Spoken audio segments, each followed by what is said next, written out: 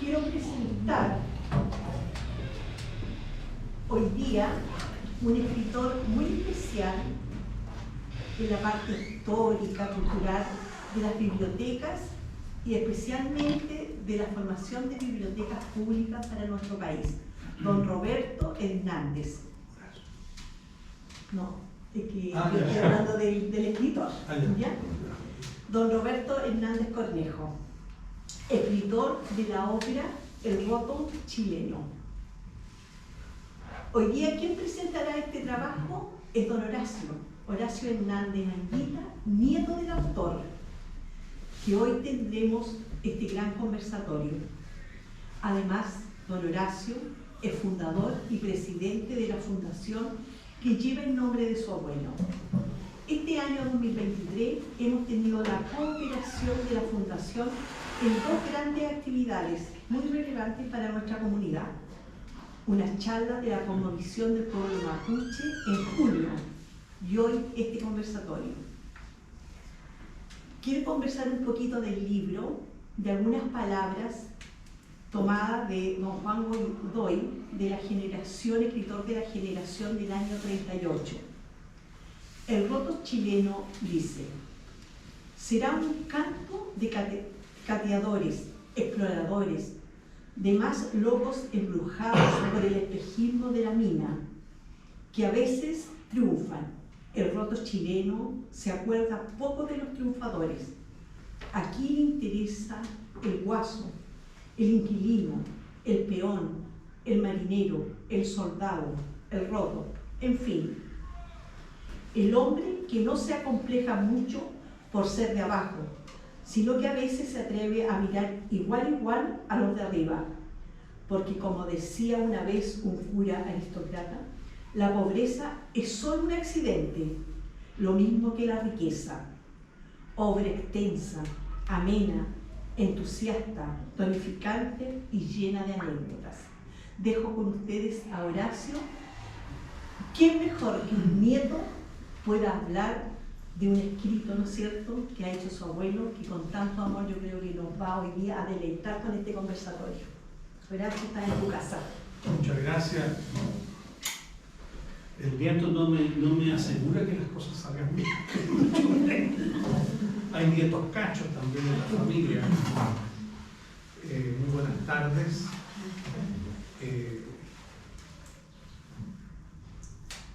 Mucho gusto, una alegría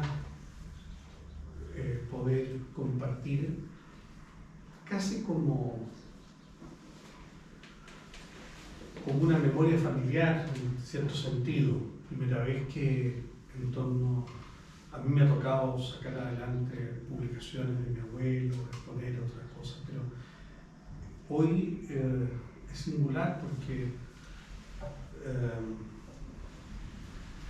el presentar una obra publicada hace ya 94 años, o sea, hace algún tiempo, ¿cierto?, en años en que el país ha tenido grandes transformaciones.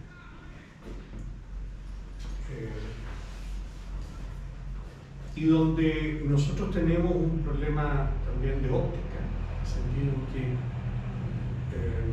la manera de aproximarnos a un texto editado en esa circunstancia, el año de la depresión, el año 29, ¿cierto? Y donde hay grandes procesos y convulsiones sociales que se dan en Chile, pero que nosotros los miramos lejos. Y no siempre con una buena ilustración historiográfica, ni tampoco con categorías de comprensión de esa realidad, porque estamos naturalmente inmersos en nuestra vida. Nosotros somos hijos de nuestro tiempo y uno, de alguna manera, siempre es portador de la mentalidad de su época, ¿cierto?, del espíritu que está compartiendo. Entonces, incluso nociones, expresiones que pudiéramos llamar o que consideramos que comprendemos tienen acepciones diferentes. Entonces, pero bueno, vale el intento de una obra que tiene ciertas características. En términos generales, yo voy a inscribirla en el ámbito de la historiografía, voy a decir algunos rasgos del autor y voy a contarles algunos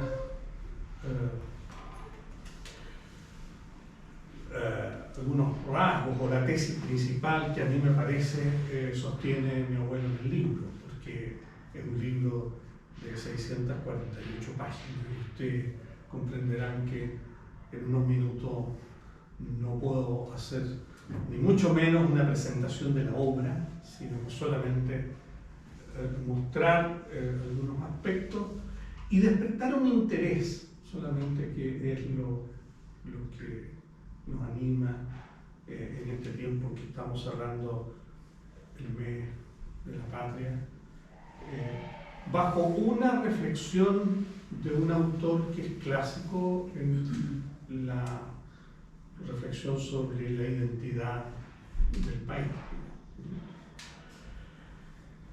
Algunas cosas preliminares respecto de la historiografía. Nosotros estamos frente a un texto historiográfico, aunque la historiografía tiene varios géneros, por decirlo así, o varios modos de cómo la impronta de autores, digamos, le da al modo de hacer el estudio de la historia, o sea, es decir, del pasado humano. Esta obra historiográfica tiene cierta singularidad, pero sí tiene el rigor de un avesado investigador, que sabe trabajar con fuentes, que sabe que el pasado ya pasó y para hacerlo al presente, al lector, hay que revivirlo, y revivir no significa inventar, digamos, sino que atenerse a los hechos ocurridos, pero investigados, cotejados, con las fuentes, con los vestigios, con los testimonios que no siempre son verdaderos, no todo testimonio es auténtico, hay que verificar al testigo, hay que hacer calzar, digamos, las circunstancias en las cuales, en fin, hay una serie de prácticas para que la historia crítica obedezca a un cierto saber riguroso, sistemático del pasado. Porque no es solo ejercicio de memoria, nosotros todos tenemos la virtualidad de que nuestra memoria nos haga presente las cosas recordadas, ¿cierto? Pero la historiografía es un trabajo sistemático, riguroso, metódico, que quiere, por decirlo así, cotejar la memoria, hacer florecer la memoria en todas sus dimensiones y cotejarlas con varias memorias, porque un mismo hecho tiene un conjunto de memorias que me permiten, digamos, rescatar ese hecho. Por ejemplo, aquí Carmina está trabajando con los bomberos, ¿cierto? Y los bomberos, digamos, normalmente cuando yo sé de un hecho como de un incendio, el incendio ocurrió en tal periodo, ¿cierto? Está el hecho, el incendio, ¿cierto? Pero ese hecho tiene varias lecturas, después de 60 años, por ejemplo. Tiene el testimonio de los que vivieron la tragedia, ¿cierto? O del curioso. Los implementos y la investigación que se hizo desde un punto de vista científica o metódico, como se hiciera en su tiempo por los bomberos, para decir cuál fue la causa del incendio. O sea, un mismo hecho tiene distintos modos de aproximación para poder reconstruir qué pasó. Ahora, pero el hecho está. Pero el hecho siempre puede ser mirado desde distintos ángulos De tal manera de adquirir una información y resulta que la primera información es que un bombero que le tenía mal a otro y prendió un fosforito y incendió, armó el incendio, el cuento. Pero resulta que no era eso, sino que era otra cosa, porque ese era un cuento, o sea, hasta dar con la verdad histórica del hecho, qué es lo que realmente ocurrió. Esa investigación, cotejada con los testigos, que también tienen memoria, que vieron el fuego encenderse, que hicieron, que corrieron cómo llegaron los bomberos, o que llegaron tarde o antes, o que ¿se fijan? Entonces, toda investigación historiográfica trabaja con los documentos que están muchas veces escritos, pero trabaja con objetos que hablan. ¿Cuántos objetos en nuestra vida nos hablan a nosotros, que tenemos y que no nos desprendemos de ellos, ¿cierto? Un regalito, una cosita, un vasito. O sea, los objetos también son fuente de conocimiento. Entonces, y desde luego,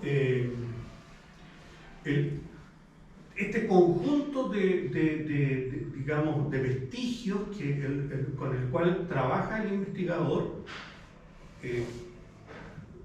requiere el trabajo de elaboración del historiógrafo, el que hace la historia, por medio del cual coteja, se hace la idea de eso que ocurrió, que ya no existe, y lo recrea, lo trae al presente